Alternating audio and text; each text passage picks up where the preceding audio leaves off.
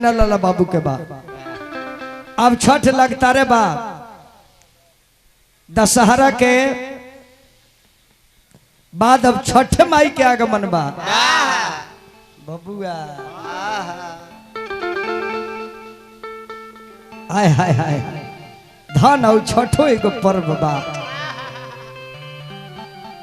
हालांकि पूजा होला छठ माई के अर्घा दियाला सूर्य भगवान के। जान तनी का है घाट पर माता बहन लोग छठी माई के पूजा करला अर्घवा देला सूर्य भगवान के। जान तनी का है दुगो राजा रहले दुनिया में देवव्रत अप्रिय व्रत। देवव्रत अप्रिय व्रत दुगो भाई रहले। तब प्रिय व्रत के बाल बच्चा रहे लेकिन देवव्रत के बाल बच्चा ना रहे। उनका रानी रली मालिनी प्रत्येक दिन चिंता होखे कि हमने के राज वाले की राज देखी की और भगवान हमने के को बाल बच्चा ना देले। रोज अनुष्ठान रोज पूजा होके लेकिन बाल बच्चा भगवान ना देले। रोज पूजा होके तो कार्तिक भगवान के औरत के हो कार्तिक भगवान के औरत के हो छठी माई। छठी माई इ बारहमा जी के छठवा अंश के बेटी है छठी माई जेकरा के खस्ती कह जाला। छ के हमने के छठी कह दिले छठी माई लेकिन है उस संस्कृत में खस्ती माई काहे कि खस्ती के पूजा होला और सतमी के अर्घा होला। अब छठी माई पतो बन के शिव जी के घरे गईली तो महादेव के घर में पूजा होता, पार्वती के पूजा होता, गणेश जी के पूजा होता, कार्तिक भगवान के पूजा होता, संतोषी माता बाड़ी उनकर पूजा होता लेकिन छठ के कौन पूजा नहीं के हो। अब सोचली जे इनका घर में माइल बानी हमार कौन पूजा बा हमार तो कौन इज्जत नहीं के।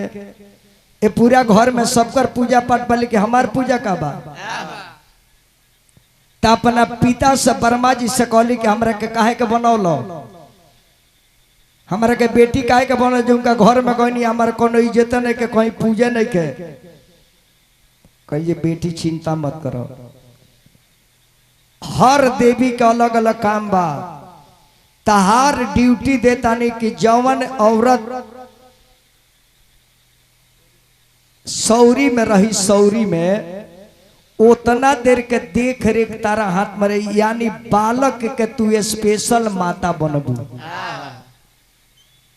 कहिए बालक के माता बने तो सोचली के रह राजा देवव्रत के संतान नहीं खे उनका के को हम लड़का दे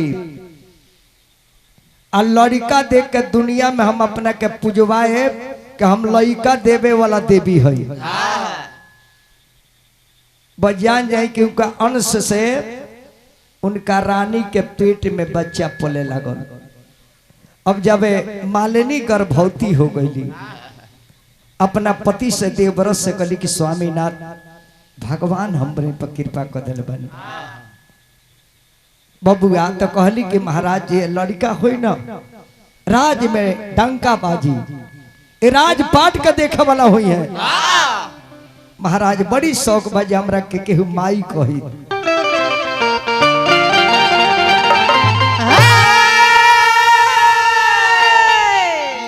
अरे खेलैती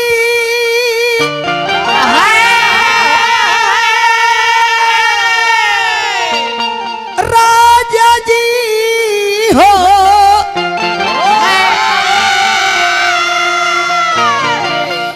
अरे खेलैती ए सैया जी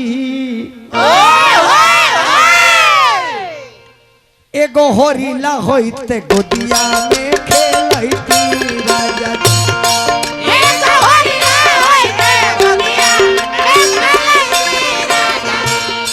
एगो होरीला होइते गोदिया में खेलैती राजा जी।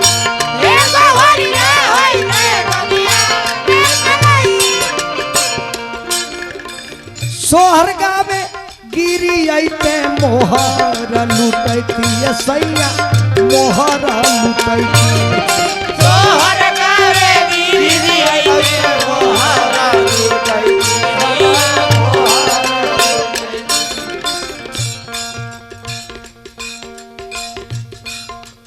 5 वर्ष के होते तब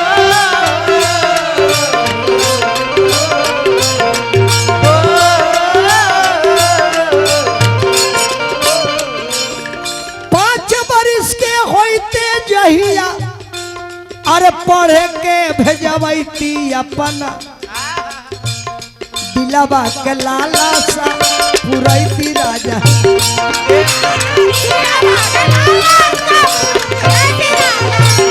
एगो होरिला होइते गोदिया में खेलैती हो राजा एगो होरिला होइते हाय हाय अब रानी के पेट में लड़का बा छठी माई के कृपा से राजा बड़ी खुश बड़े की जाए तो भगवान तकले बड़े ना ते राजपाट की देखी हम निसंतानी हो जाती राजपाट के देखी आ लड़का के जब होखे के समय आयल चाचा रानी के दर्द होखे लागल राजा दर्द देखत अरे रोतो बाड़े लेकिन हंसत अरे ये बात से कि औरत के दर्द बा लेकिन दर्द हर ले और पीरा उड़ा जाए जाए या आँखी सामने संतान आ जाए बस जैसे लड़का होता लौड़ी जाके कहते महाराज अरे हुआ लड़का पैदा ले ले बड़े राजा दौड़ल सौरी में ला दिले जबकि सौरी में वर्जित रहे मरद लोग रानी मालिनी बेहोश बाड़ी लड़का के जन्म हो गई बा और राजा जी हुई चाहत कि रानी बेहोश बाड़ी तो लेके सीना से लगाई लड़का सुगुगात नहीं खे मरी गई बा लड़का मरल हो गई बा महतारी तो बेहोश बाड़ी राजा देखले तो सोचले कि भगवान ना देते तो बढ़िया रलो लेकिन दी के कहे ले ले हा अगर औरत के कोख पवित्र हो गई तो कोख औरी बेकार हो गई अगर हमार मेहरारू जागी तो रखेगा बर्दाश्त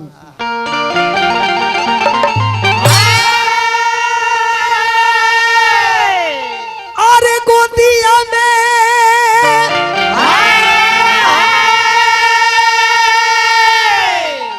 अरे लेके अरे होरी लावा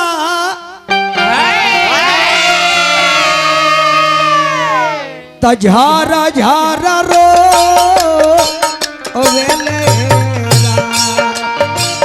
गोदिया में लेके होरिया घर घर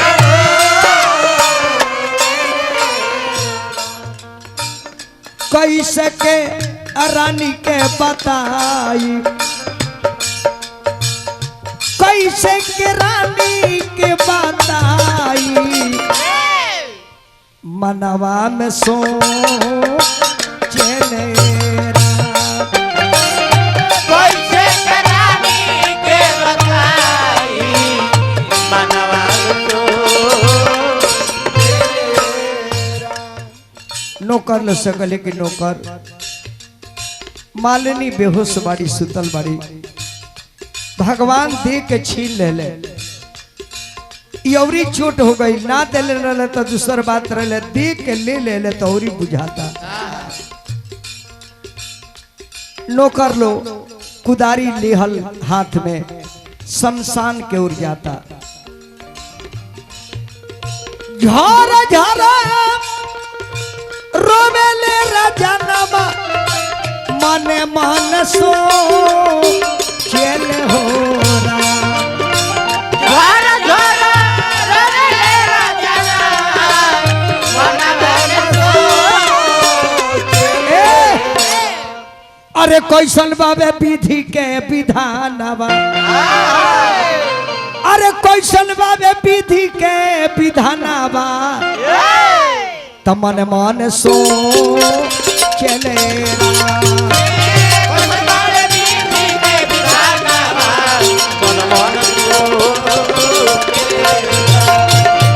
कैसे लावे विधि के विधाना बात मन मन सोचेला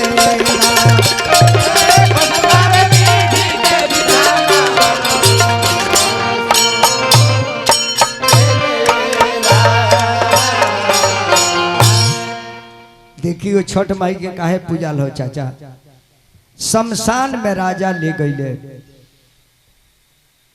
सिपाही लो जमीन खोदे लागल, गाढ़ा खून के केहू के भी बेटा होके छाती में लहर फूक देला। यदि अपना हाथे बताई केहू सपना में भी सोचेला कि हमार लड़का हमारा आँखी के सामने गुजर जा।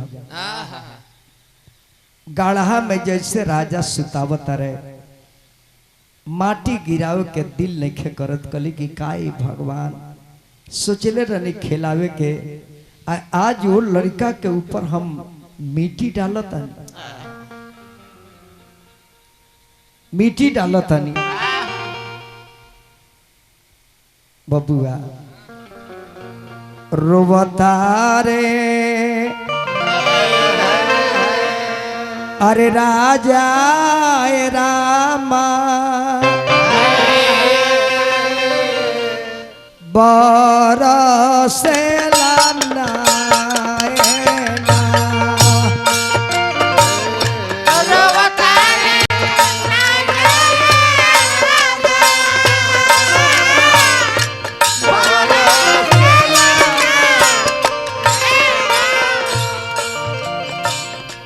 कोई से के मिट्टिया में दई बारे रख बारे लालाना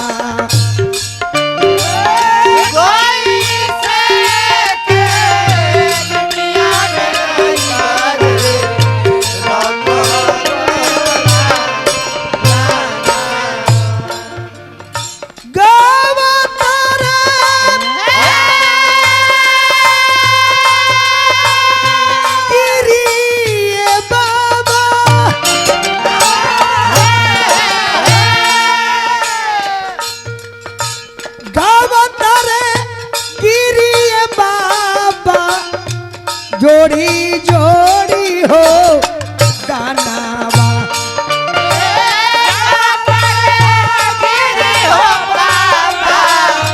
जोड़ी जोड़ी हो। अरे चेलावा बनवले रामा अगौता तू खाना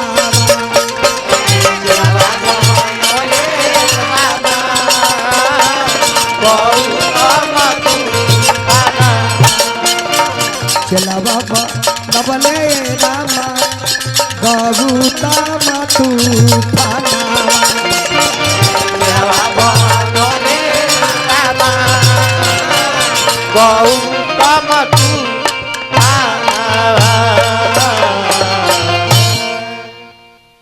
दबंग दुगोला चैनल वाला भाई ऐसे की छठ आवेला बात यहाँ लोग का फरमाइश बा, तम 5 मिनट में रुआ लोग लोड कराइए देता। अब राजा कुदारी पर मुड़ी ध के बैठल बड़े शमशान घाट में, थर थर कांपता रहे। वो गढ़ा में माटी गिरावत नहीं के जे लड़का के देह पर ढेला गिर जाई, कितना लड़का के छूट लागी। चैनल हल्ला नहीं करे के बोला तो जी होता माए कैसन बजे के अगर सांसों लेता था आ जाता है जाए जाए चाचा राजा में माटी निखन गिरावत कुदारी के बेट पर माथा पटक पटक कर हुआ रहे।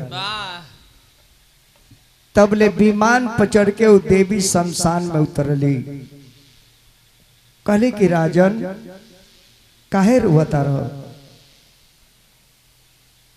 कहले कि लड़का भगवान देहले, हमार रानी अभी बेहोश बाड़ी और लड़का हमार मरले हो गए। यही शुरुआतानी कहली देवी राथवा शमशान में उतर गई। कहली जे कहाँ बा लड़का, कहले कि देखो ना यह बा। जैसे वो देवी हाथ पर रख तरी लड़का पर तो लड़कवा गाड़ा हवा में से उठ के बढ़ जाता। राजा चकित बड़े कली कि देवी तहार परिचय तू की हो हम जाने के चाहता नहीं।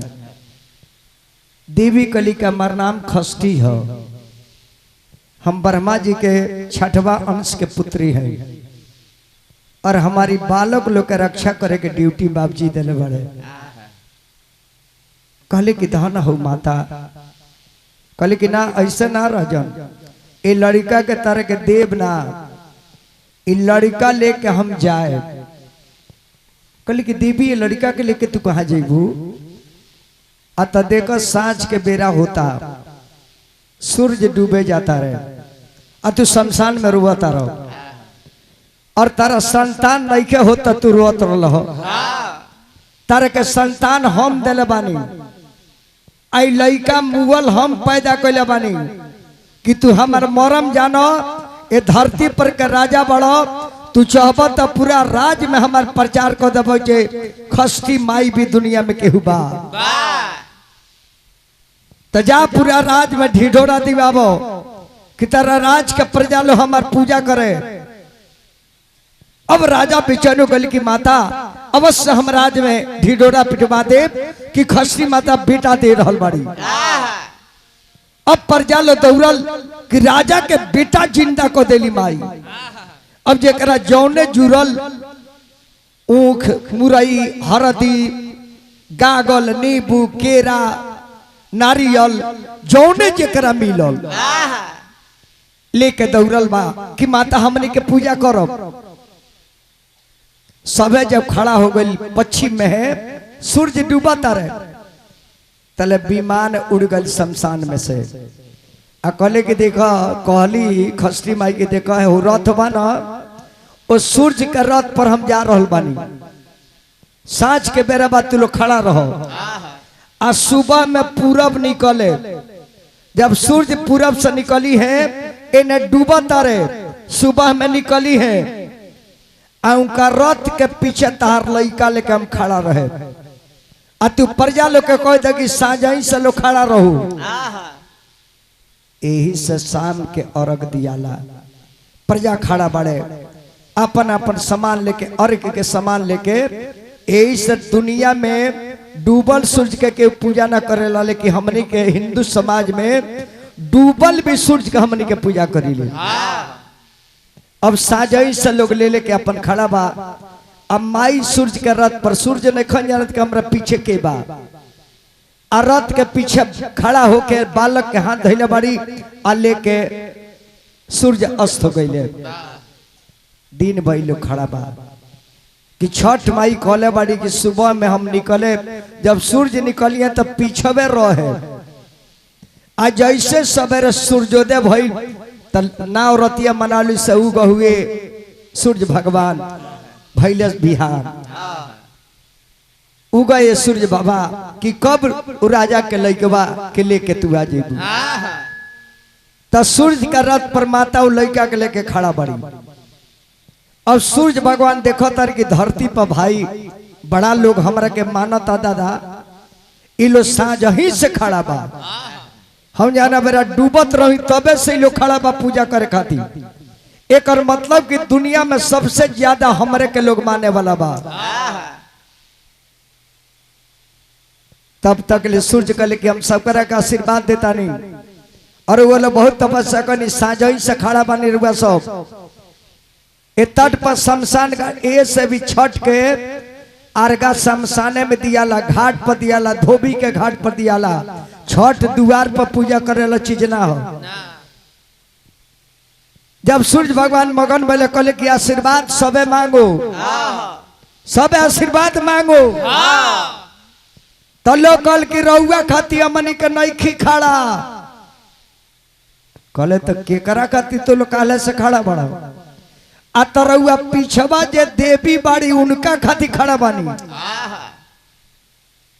पीछे घूम के तकले तो खष्टी बचवा के लेके खड़ा बाड़ी। कहली जे ओ तो तारा खाती लोग काले से खड़ा बा, एकर मतलब कि तू हमरा के बेइज्जती करा देलू। ई काहे लोग खड़ा बा कहली कि सूर्य हमरा और बेटी है, ऐसे कि ब्रह्मा जी के बेटी है तारा और बेटी है। कहले कि चुप रहो, हम का जाने कि साझे से तारा खातिर लोग इंतजार करता, हम जाने कि हमरा खातिर इंतजार करता, आ तू हमरा रथ पर बैठ के आगल बड़ू, हमारी इज्जत नहीं के तहारी इज्जत बा। कहले कि देखी हई बच्चा ले ले बानी, ए बच्चा के बरा हम देवे के सकर ले बानी। कहले सूर्य भगवान के हमरा में इतना तेज बा कि तू जाना लड़का के जिया के लेके बराइल बड़ू, हम अपना आग के तप से, अपना आग के धाह से, ओकरा तापमान से लड़का के भस्म कर दे।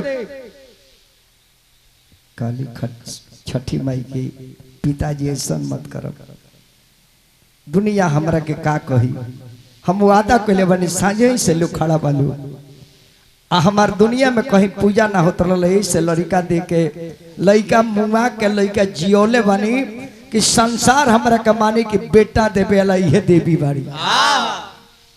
कहीं हम केगा माने हमार बेइज्जती हो गई दुनिया में, ए पृथ्वी पर हमार बेइज्जती करल बाड़ी, हम जराए बे लड़का के।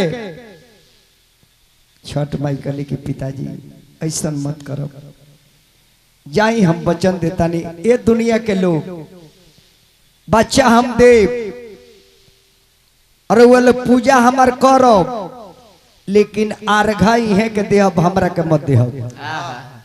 ऐसे पूजा होला छठ के आ अर्घ दियाला सूर्य भगवान के, सूर्य भगवान के, कि सूर्य भगवान वो बच्चा के जिंदा रहे दी। छठी माई कहली कि हमरे पूजा होई दुनिया में, लेकिन आ राघवा रहुए ले ले, ए में रौरो भाग रही कि दुनिया के लोग रहुआ के इंतजार करी कब निकले ले, काहे कि सूर्य ना निकलिए तो लड़का मिलबो ना करी। इस संक्षेप में यूट्यूबर भाई लोग खातिर बता देनी है, वही के छठ माई नाव हो जौन मुअल लड़का के जिंदा कर देली घाट पर शमशान में। यही सामने के माई बहन साजी का अर्घ लेके खड़ा होली कि माई जाता रही, बेटे खातिर छठ माई करेली कि सूर्य भगवान डूबत रहे, इंतजार करब हमरा गोदी में बेटा हो जाई।